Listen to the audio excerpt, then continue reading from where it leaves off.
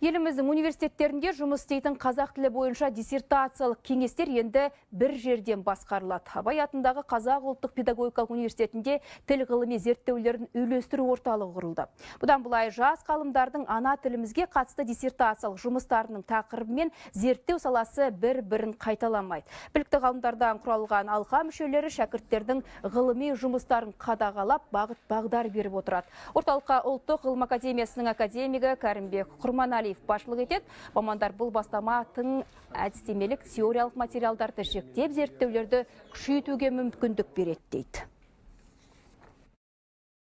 Ең алдымен диссертацияның тақырыбы бекітілерде осы үйлестіру орталығының алдынан өтеді. Комиссия оны қарайды. Егер ол қайталанса, немесе өте нақты емес, ұсақ-түйек мәселені сөз етсе, онда ол тақырыпты бекітпейді. Қазір өткенде кейбір советтердегі диссертациялық келестер қайталанып, оның нәтижесі де пайдасы да болмай жатыр. Ал оны дұрыс жолға қоюдың бағытын, бағдарын айқындайды.